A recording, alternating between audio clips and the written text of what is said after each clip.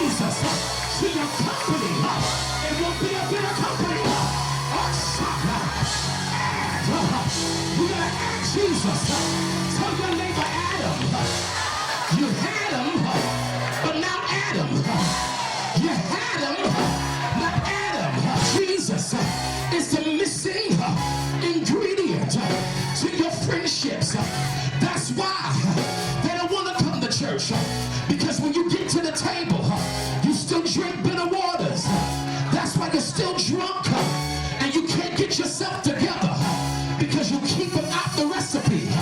You keep them out the recipe. It don't taste good when you hide Jesus.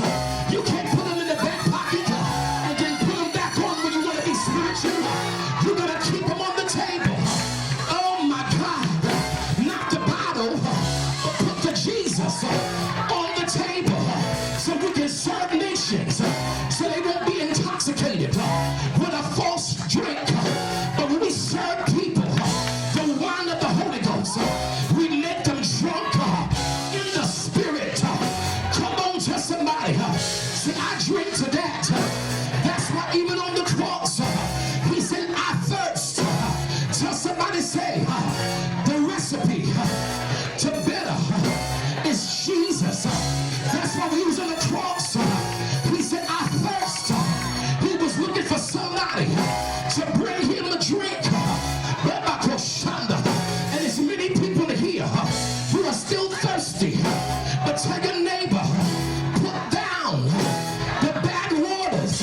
Stop complaining and stop praising because you're already out of it. The recipe for better is in your reach. And all you gotta do is say hallelujah. And God will take them.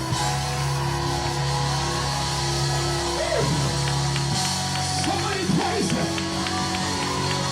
God will flip things. He will flip it. Say neighbor, you gotta add Jesus. Say add him to your life.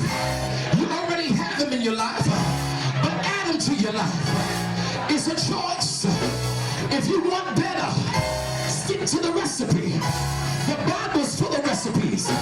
If you love your enemies, pray for them to spitefully use you. It's a recipe. You can't add nothing to it or take nothing from it. But you gotta serve God from your heart. Look into him, who is the author and the finisher of your faith. Somebody praise him right now.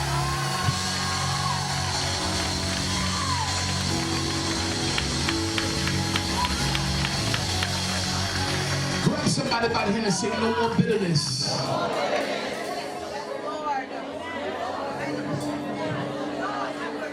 Nobody in here, just as a natural, I'm pretty sure, Bishop, some people had a nice slice of sweet potato pie. Watch this. Watch this. I'm pretty sure people, somebody had a nice piece of turkey. Watch this. And everybody smiled. I had leftovers, girl. Watch this. I had a good plate. Watch this. It's because somebody stuck to the recipe.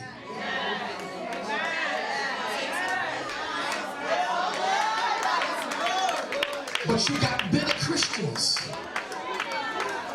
And why are you bitter when you have a book called the Bible, which is full of recipes for better?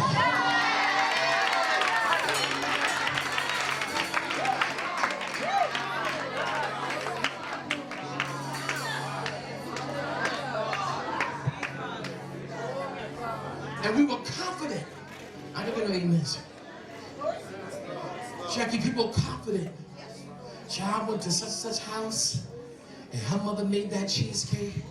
And then I left there, girl, and put me a plate in the trunk. And I went down to Bob's house, and I got me some Cajun turkey.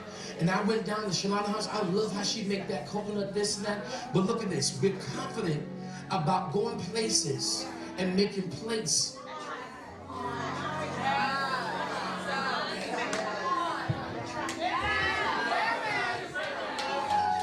But we're bitter. at a time when God has given you the recipe for better. See, everybody gonna say amen. Think about the text. They just came out of Egypt. Just crossed over. Why wait to the end of the year and get bitter? I don't hear nobody say that. And out of all that deliverance over the summer, over the fall, and wait to the winter and get bitter? At a time when God about to blow your mind? At a time of transition? At a time of miracles? I don't hear nobody say nothing to me. At a time where you shall not want for nothing, at a time when the Lord is your shepherd, you shall not.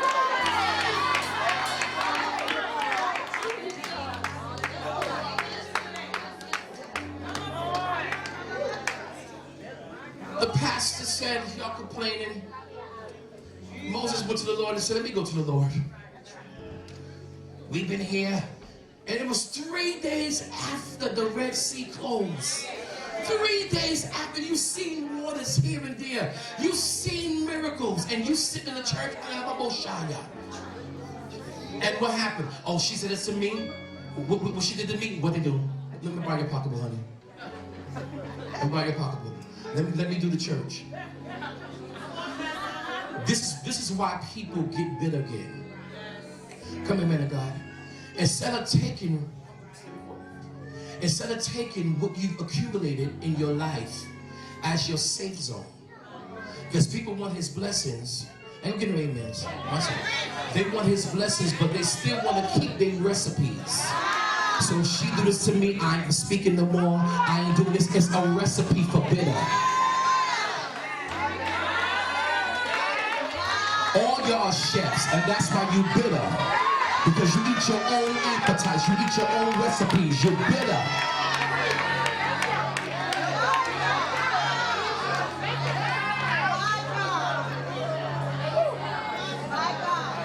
So here the Lord coming, and he's trying to take from you your cookbook, your wisdom. I don't get no amens. He's trying to take it from you. And watch this, a situation happened, you snatch it back from God. You see what she said about me? That's why you go right back into your kitchen called self and you rip up a recipe of not talking to people, of not.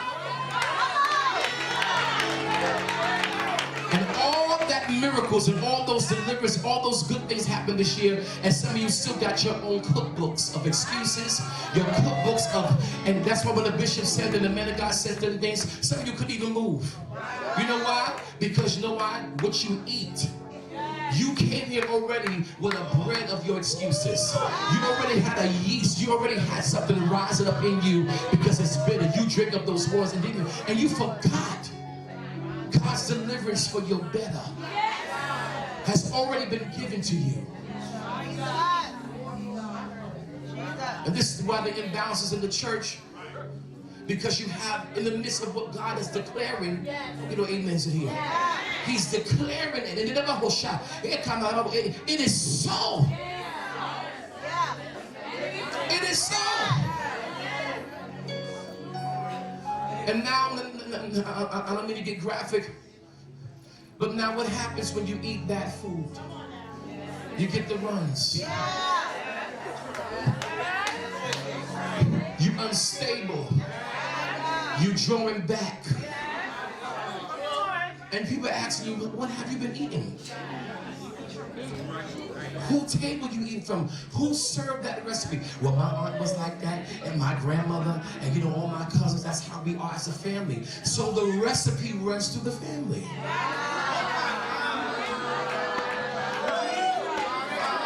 So no wonder you can't get married, because you still serve the same meals in every relationship that you get.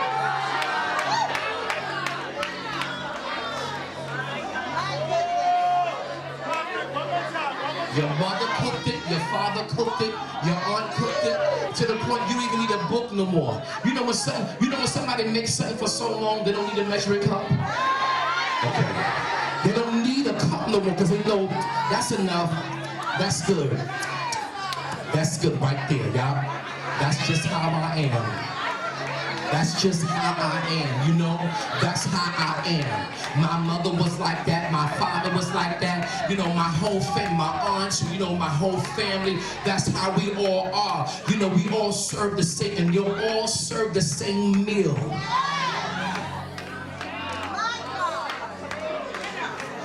And somebody in the generation has to get the recipe for better. I don't hear nobody say that. Somebody gotta keep the recipe. So much better.